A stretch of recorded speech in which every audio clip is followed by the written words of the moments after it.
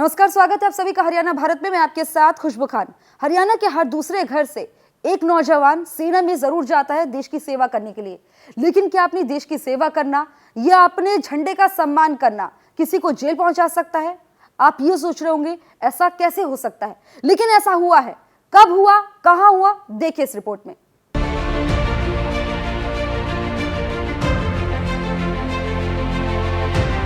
केंद्र सरकार के लाए गए नए कृषि कानूनों के खिलाफ हरियाणा के किसान पिछले कई महीनों से दिल्ली हरियाणा बॉर्डर पर प्रदर्शन कर रहे हैं, जो हम सभी जानते हैं। लेकिन किसान आंदोलन की आग विदेश में रह रहे भारतीयों तक भी पहुंची है। ऐसा देखने को मिला ऑस्ट्रेलिया में, जहां भारतीय भारत में हो रहे किसान आंदोलन का तो समर्थन कर रहे थे, लेकिन तिरंगे का अपमान कर रहे थे। ऑस्ट्रेलिया में ये प्रदर्शनकारी सैकड़ों की संख्या में इकट्ठा हुए और बॉर्डर पर बैठे किसानों के समर्थन की बात कर रहे थे। इन्हीं के बीच करनाल के कलेड़ी गांव का रहने वाला विशाल जूड़ भी मौजूद था। विशाल से भारत और तिरंगे का अपमान सहन न हो सका। उसने इस भीड़ से निकलकर तिरंगे को सबके सामने फहराया और हिंदुस्तान जिंदाबाद के नारे लगाए।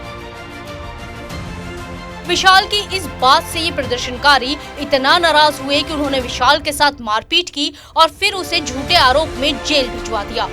लेकिन अब ऑस्ट्रेलिया की जेल में बंद विशाल की रिहाई के लिए पानीपत की सड़कों पर राजा रोड सेवा दल के सैकड़ों युवा रोड धर्मशाला से लघु सचिवालय पहुंचे।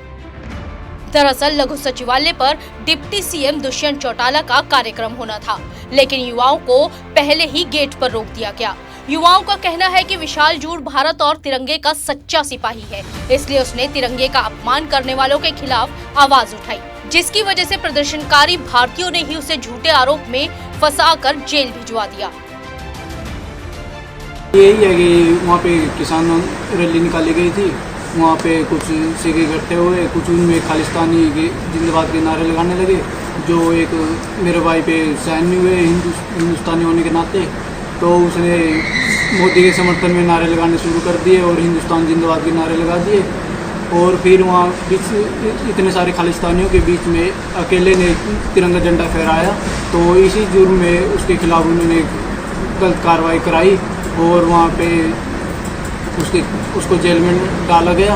उस बच्चे के साथ बहुत दुखद हुआ है जी। उसने हमारे झंडे का मान रखे, अब दूसरे देश में उसका मान बढ़ाया है, उल्टा उस पर ही पर्चा दर्ज करके उसको टॉर्चर किया जा रहा है जेल में, और जो बड़े कैदियों जैसा व्यवहार किया जा रहा है। उसका कसूर क्या था? वहीं लघु सचिवालय के गेट पर प्रदर्शन कर रहे युवाओं और पुलिस अधिकारियों के बीच काफी देर तक बहस हुई, क्योंकि प्रदर्शनकारी युवा डीसी सुशील सारवान से मिलना चाहते थे।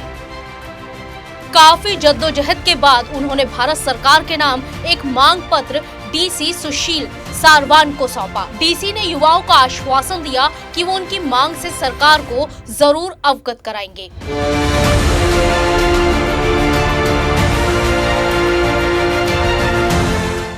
विशाल के साथ जो हुआ वो वाकई में शर्मनाक है।